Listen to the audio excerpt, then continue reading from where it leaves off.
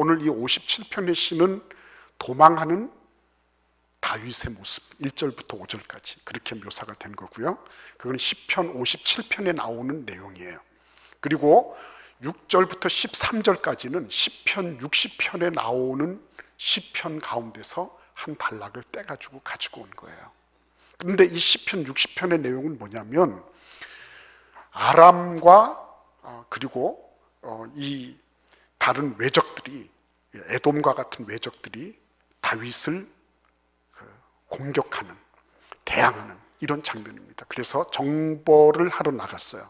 하러 나갔는데 빼뜨라 같은 그런 성을 한 번에 다 침략하고 침공해서 그거를 공략해낼 수가 없었습니다.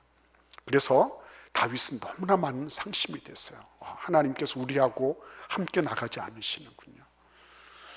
하나님께서 우리를 버리셨군요. 그런 낙심과 좌절의 그런 그 비장한 마음을 그 시편 60편에 적고 있는 거예요. 그런데 참 놀랍게도 이 시편 57편의 이 내용도 사실은 비감한 거거든요. 슬프고 애처롭고 안타까운 비탄시고, 시인 그 학자들이 분류할 때 시편 60편 시도 비탄시예요. 그런데 이 비탄시와 비탄시를 같이 모아놓으면 어떻게 돼요? 슬픈 데다가 더 슬프니까 어떻게 돼요? 그냥 너무 애통하고 너무 답답하고 그래서 우울증이라도 걸릴 것 같은데, 그렇게 모아놓은 시편 108편은 놀랍게도 찬양시라고 분류가 되고 있는 거예요. 그러니까 그리스도를 믿는, 우리가 예수 그리스도 안에서 신앙생활하는 그 즐거움과 감사가 뭐냐면 우리 인생은 어차피 마이너스예요. 어차피 오늘이 아무리 우리가 즐거워도 내일 우리는 조금 더 하루만큼 더 노화되어 있을 거예요. 그렇죠? 마이너스예요. 우리가 아무리 노력을 하더라도 우리의 생체 시기나 이런 것들을 다시 되돌려 놓을 수는 없어요. 이래도 저래도 모든 영역에서 우리는 마이너스로 가고 있는 겁니다. 우리의 그런 여러 가지 인지 기능과 우리의 신체 기능, 이 모든 것들이 다 마이너스로 가고 있는 겁니다. 그리고 그것을 함께 항상성을 보존하려고 하면 얼마나 많은 에너지가 요구되는지 모르는 거예요. 그래서 모든 것들은 그렇게 정말 모든 이 피조 세계 자체는 점점 복잡도가 더해가면서 쇠약해지고 그리고 점점 분화되어 가고 어쩔 수 없는 그런 과정을 거치도록 되어 있는 거예요. 근데 여러분 생각해 보십시오. 그런 것만 있는 겁니까? 아니잖아요. 우리가 관계성 속에서도 좋은 관계도 있지만 힘든 관계도 있잖아요. 그렇죠? 좋은 상사를 만날 수도 있지만 갑질하는 상사를 만날 수도 있고요. 그렇죠? 우리가 참 괜찮은 그런 직을 유지할 수도 있지만 그 직에서부터 퇴출될 수도 있는 거고요. 우리는 많은 위험 요소를 가지고 있는 겁니다. 그러니까 우리에게 플러스적인 요인을 가져오기보다는 마이너스적인 요인들에 대한 그런 부분들이 훨씬 더 경험적으로 보면 많은 거예요. 그리고 여러분 아닌 게 아니라 우리가 한꺼번에 많은 사람들이 이렇게 돌아가고 죽는 것은 참 안타까운 일이지만 지금도 우리는 그러잖아요. 하루에 평균 40명 이상씩은 자살해서 죽어가는 게 우리나라 현실이거든요. 그러니까 12,000명 되는 읍이나 이런 읍내 같은 이런 곳이 이렇게 사라져 가는 겁니다. 생각해 보십시오. 이게 보통 일인가? 그러니까 이런 마이너스적인 그런 삶을 살아가면서 어떻게, 다윗도 지금 그런 거거든요. 마이너스 플러스 마이너스하면 마이너스가 돼야 되는데 여기는 비탄시에다가 비탄시를 더했는데 찬양시가 돼버린 거예요. 우리는 그거를 알고 싶은 거예요. 그리고 거기에서 우리가 예수 그리스도를 믿고 의지하는 신앙의 능력이 뭔지를 우리가 봐야 되겠다는 거죠. 그래서 오늘 우리가 같이 1절과 2절을 같이 읽어보도록 하겠습니다. 하나님이여 내 마음을 정하여 싸우니 내가 노래하며 나의 마음을 다하여 찬양하리로다. 비파야 수구마 깰지어다. 내가 새벽을 깨우리로다. 아멘. 굉장히 놀라운 말씀이에요. 왜냐하면 한번 생각해 보십시오.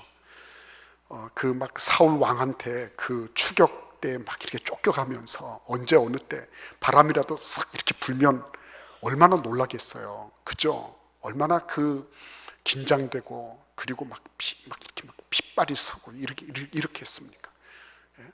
근데 그런 와중에 자는 듯 자지 못하는 듯 이렇게 하면서 아침에 동굴에서 눈을 떴다고 해보세요. 얼마나 힘들었겠어요. 예? 오늘은 어떻게 살지? 이런 생각을 아마 다윗은 수없이 하면서 아침에 눈을 떴을 거예요. 근데 여러분, 그렇게 되뇌이면서 눈을 뜨지만 그의 인생은 별로 달라진 게 없었습니다. 근데 아까 진저라는 닭이 저 하늘을 보다가 이렇게 새가 날아가는 것을 보면서 영감을 얻었잖아요.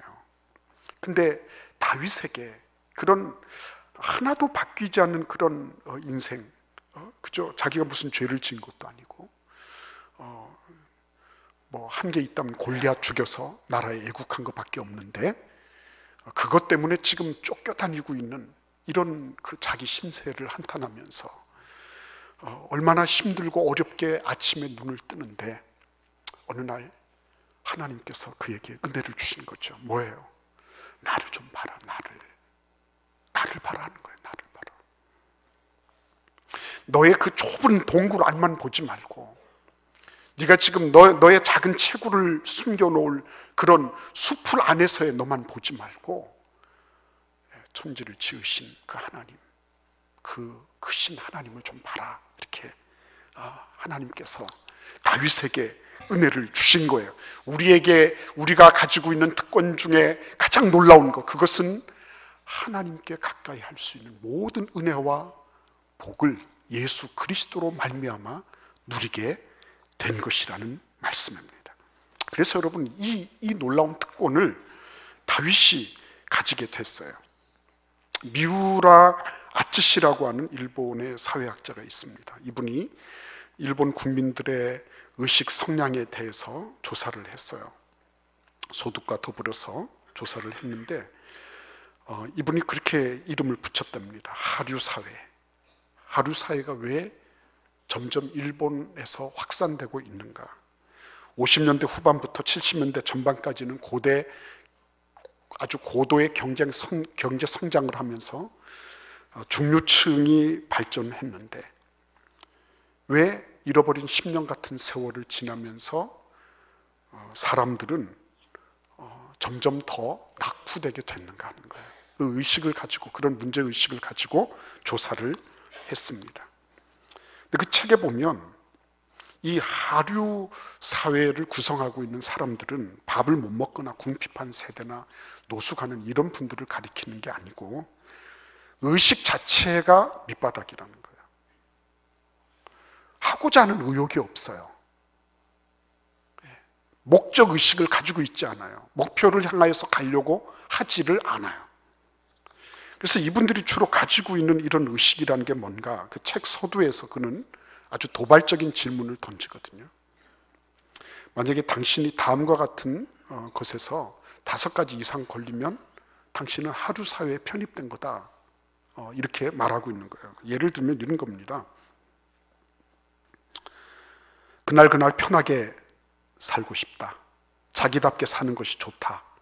하고 싶은 것만 하며 살고 싶다. 단정치 못하고 모든 일이 귀찮으며 외출하기가 싫다. 혼자 있는 것이 좋다.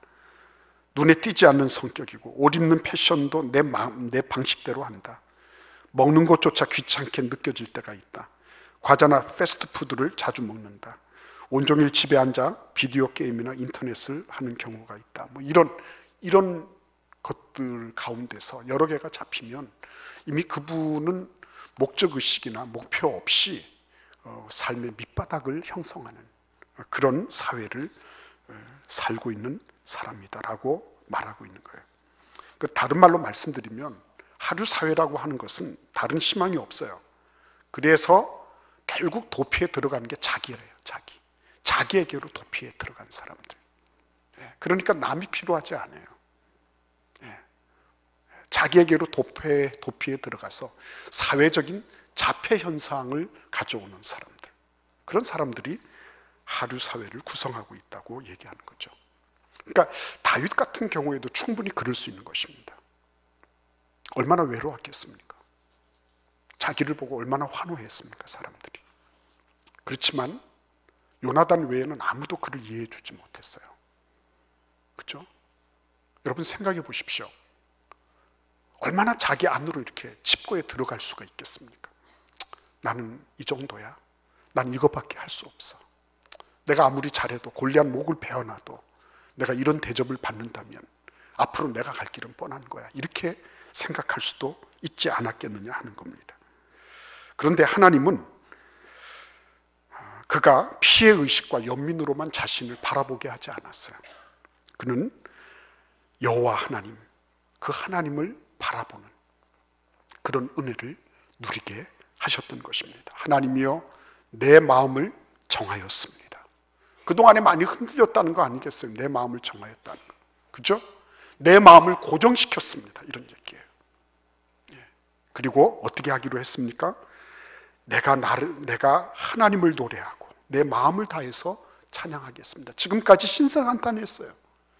지금까지 원망했습니다. 불평하며 살았습니다. 그런데 이제부터는 어떻게 해요? 저 하나님을 바라보면서 나는 이제 내 마음을 정했는데 내 입술로는 이제는 원망하지 않겠습니다. 일어난 일에 대해서는 감사하며 받겠습니다. 내 입술로는 하나님을 찬양하기만 하지 나는 이제 더 이상 내가 좌고우면하며 흔들리지 않겠습니다. 이렇게 작정했다는 거예요. 이거를 뭐라 그러냐면 심리학적으로는 자기 규정이라 그런답니다. 자기 규정, self definition. 스스로가 정의하는 거예요. 내가 누구라고 정의하는 거예요. 내가 누구다고. 내가 누구라고 정의하는 게 누구라고요? 나예요. 나는 누구다라고 정의하는 거예요. 근데 이 self definition이 이게 제대로 된 거죠. 이제부터 나는 하나님을 찬양하는 자다는 거예요. 더 나아가서 뭐라고 합니까? 2절에 보시면 비파야 수구마 깰지어다. 내가 새벽을 깨우리로다. 이렇게 말합니다. 여러분 비파야 수구마가 뭐 무슨 도망치는 사람이 비파하고 수금이 어디 있겠어요. 그렇죠? 근데 비파야 수구마 깰지어다. 지금 자기가 할 수 있는 대로 전부 악기를 다 끌어서 오겠다는 거예요. 그리고 어떻게 해요? 새벽을 깨울지로다. 여러분 새벽은 어떻게 오는 겁니까? 새벽이 제일 먼저 와서 나를 깨워야죠. 그죠? 그런데 다윗은 지금까지 그런 새벽을 무수하게 봤던 거예요. 정말 하루가 감당 안 되는, 오늘 다시 시작되는 이 하루를 어떻게 보내야 될지 도무지 계산이 되지 않는 그런 하루하루를 보냈는데 이제부터는 어떻게 하겠다고요? 자기가 새벽보다 먼저 일어나서 새벽을 깨우겠다고 그렇게 규정을 하는 거예요. 나는 더 이상 수동적으로 살지 않겠습니다. 나는 더 이상 햇볕이 떠서 그래서 간신히 일어나는 그런 피동적인 삶을 살지 않겠습니다. 난 오히려 이 세상의 여명을 가지고 오는 새벽보다도 더 일찍 일어나서 나는 그때부터 시작하여서 내가 내 삶을 규정하고 주도하며 살겠습니다. 이렇게 작정하는 거예요, 여러분. 위대한 것 아닙니까? 지금 도망치는 도망자 신분 아니겠어요? 근데 그 도피하면서 자기가 지금까지 계속해서 나는 도망자야. 내 신세는 이래. 내가 기름 부음을 받았지만 하나님은 어디 계신지 모르겠다.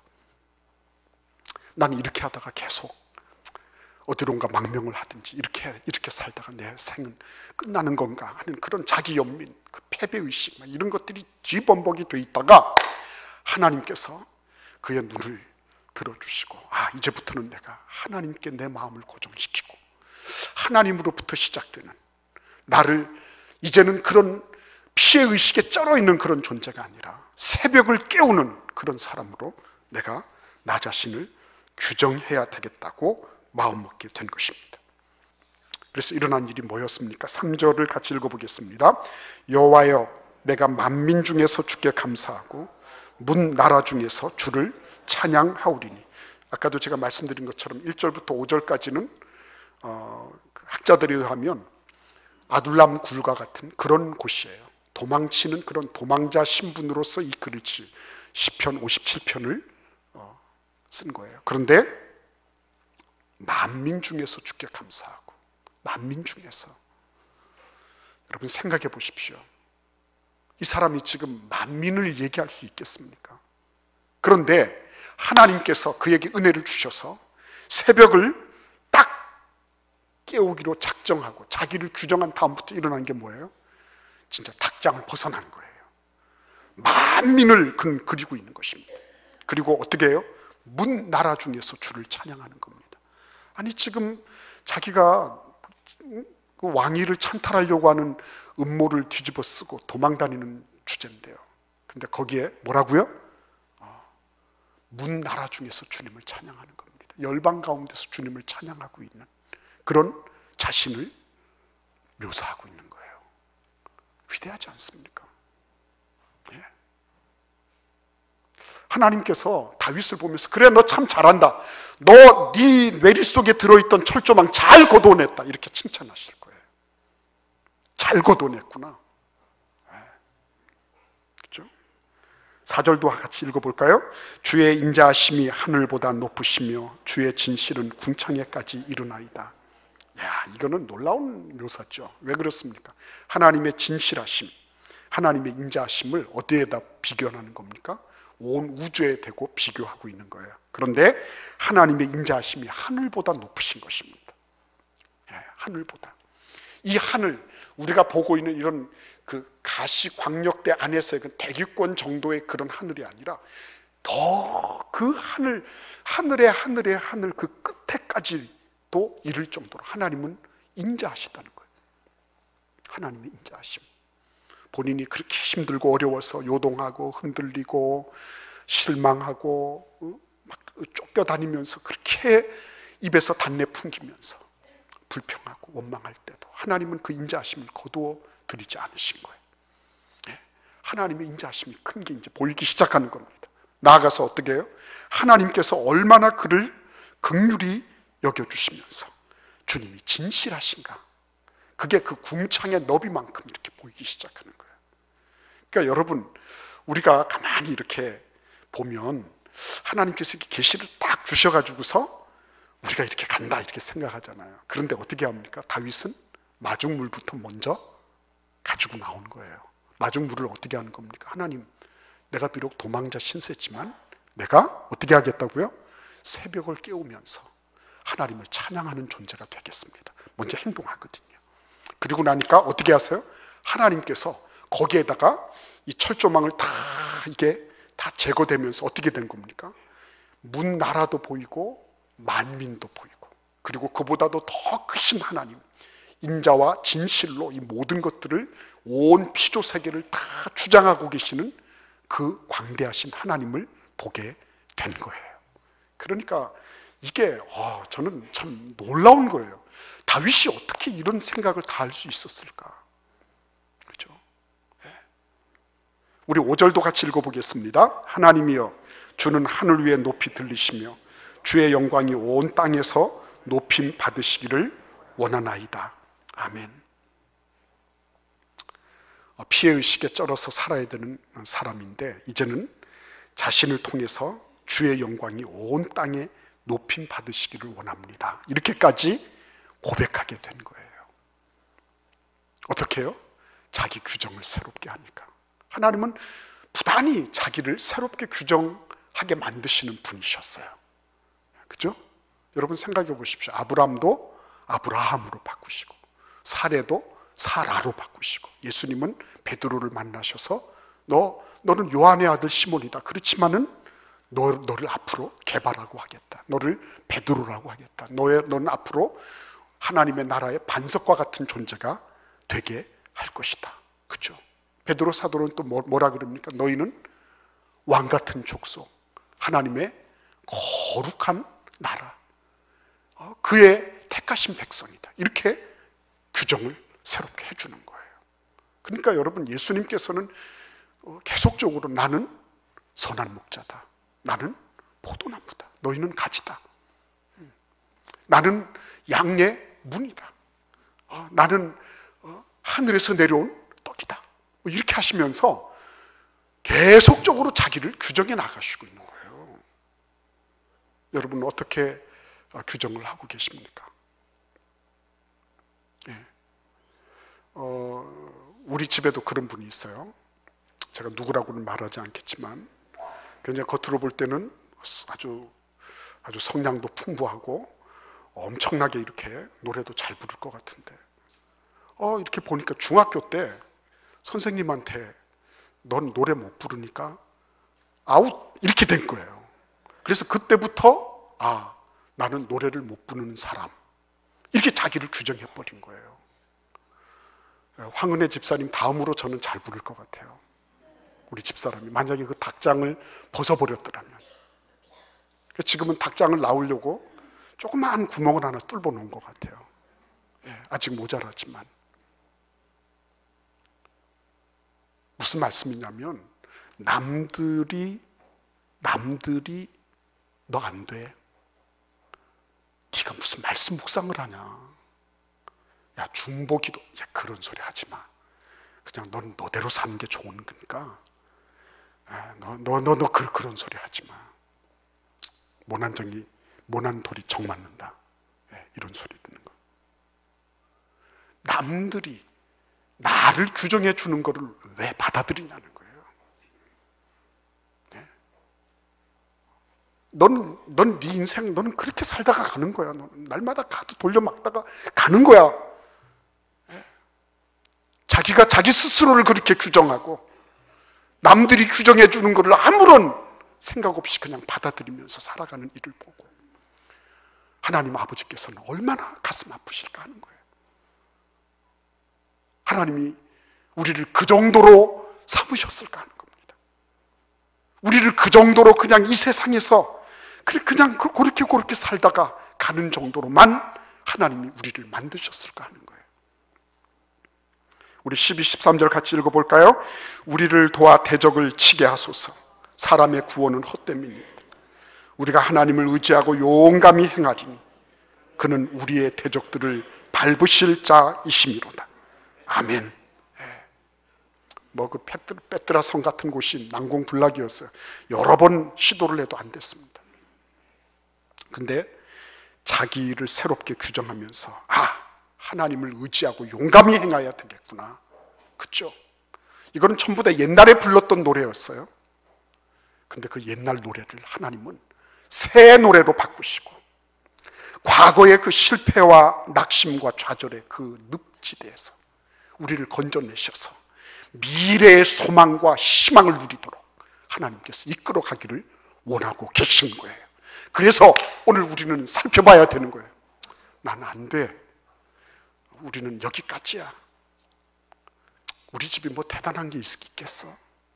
라고 생각하게 만드는 것.